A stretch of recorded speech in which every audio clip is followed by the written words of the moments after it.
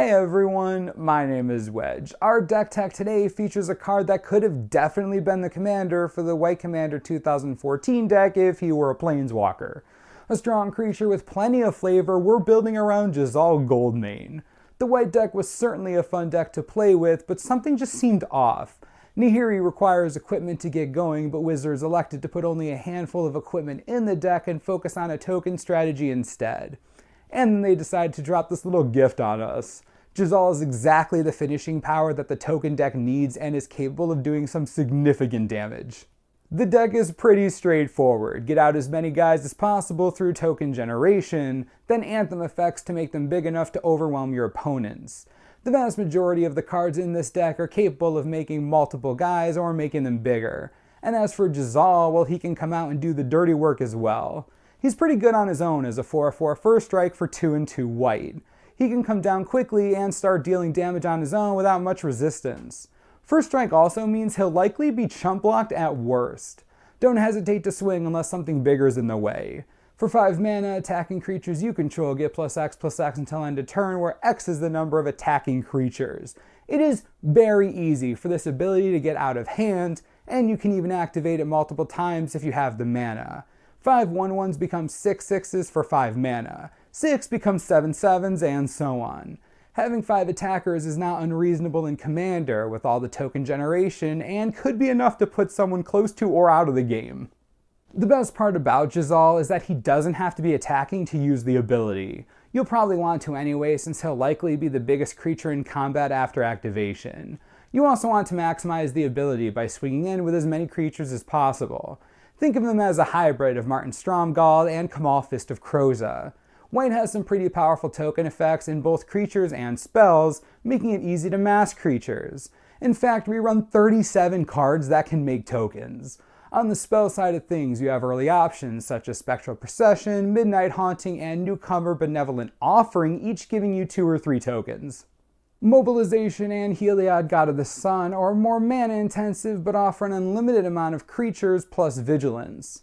Luminarch Ascension will easily get you some angels and possibly put a target on your head. Shrine of Loyal Allegiance is the unsung hero here. Sit back and watch your army grow and then unleash it. As you curve up, the token effects get much more powerful. Decree of Justice, White Sun Zenith, and Increasing Devotion can easily make a ton of guys. Conqueror's Pledge is up to 12, and Stormherd tops it off by putting in tokens equal to your life total. You want to create board presence as soon as possible to make Jazal better, so we rely on some cheaper creatures that can also generate more creatures. Herald of Anafenza, Blade Splicer, and Thraben Doomsayer are some of your early options. Hero of Bladehold and Cloudgoat Ranger are also both really solid to land early. Higher up the curve gets you some bigger tokens as well as bigger creatures. Wingmake Rock, Scion of Vidu-Ghazi, Geist Honored Monk, and Captain of the Watch all represent a decent amount of power. Evangel of Heliod and Springjack Shepherd aren't very good on their own, but get your devotion high enough and they could be the best creatures in your deck. So how are you going to win with all these tiny creatures in a format of giant dudes? The other half of the deck is firing out Anthem effects to take over the game and crush your opponents. Like the token generators, you have a myriad of both creature and non-creature options to ensure enough redundancy. True Conviction and Cathar's Crusade are easily 2 of the deck's win conditions and must be dealt with if you have creatures. Double Strike and Lifelink can put you ahead by a wide margin, or just allow you to push enough damage through to win the game. The Crusade is even more busted, putting a +1/+1 counter on each creature when a creature you control comes into play. Spectral Procession puts 3 4/4s into play, Wingmate Rock becomes a pair of 5 6s, Captain of the Watch becomes 25 power for 6 mana. You'd better win if you cast Stormherd with this in play. Caged Sun and Gauntlet of Power pull double duty in this deck, doubling your mana to help you cast your spells and also pumping up your guys. Eldrazi Monument makes them difficult to get rid of as long as you have dudes to sacrifice. +1/+1 and flying may be just what you need to get through. Ajani Goldmane and Ajani Steadfast are some of your better Anthem effects as they put +1/+1 counters on your creatures, unlike enchantment anthems which stop working once they leave play. On the creature side, we lead with one of the strongest white creatures in Elish Norn, who doubles as an Anthem and sometimes a sweeper against your opponents. If you have a bunch of mana, Mirror Entity turns all your dudes into base XXs to go in for the kill. In case it's not clear, you then get to add all your anthems and counters on top of that boost. Machias is slower, but can be as strong as the two Ajanis with the right setup. Angel of Jubilation pumps all your creatures and also hates against cards like Birthing Pod, Phyrexian Altar, and Necropotence. Soul of Theros is similar to Jazal in that it has an effect you can activate multiple times to pump your guys. It also gives them lifelink and first strike. The most interesting aspect about him is that you get an activation out of him in your graveyard. It's a nice little trick to tuck away when someone least expects it. Close to death, Thraben Doomsayer can save you with its Faithful Hour ability, or at least let you go down swinging. The deck is rounded out by some nice utility cards to help you in a variety of situations. Return to Dust takes care of troublesome artifacts and enchantments. Spirit Bonds makes more creatures and also allows you to protect your important ones. Day of Judgment and Hour of Reckoning can keep your opponent's forces in check. Oblation, Swords to Plowshares, and Path to Exile all take care of troublesome creatures and powerful commanders. Enlightened Tutor allows you to get the enchantment you need, including setting up True Conviction or Cathar's Crusade.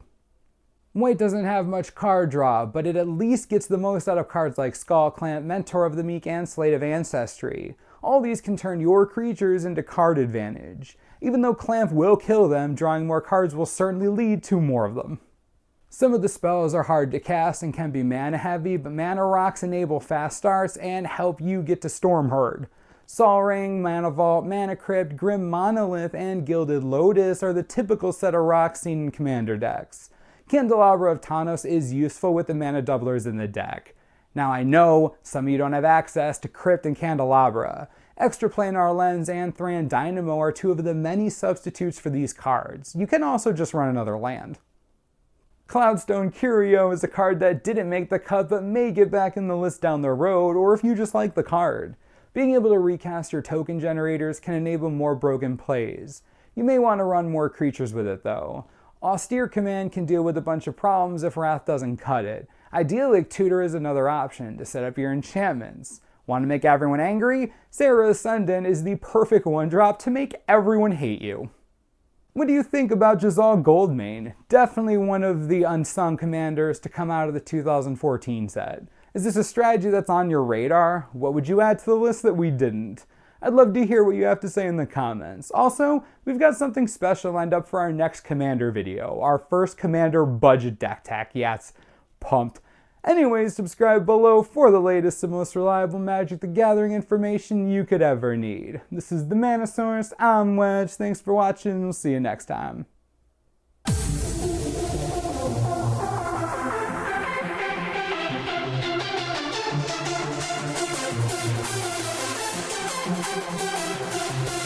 What?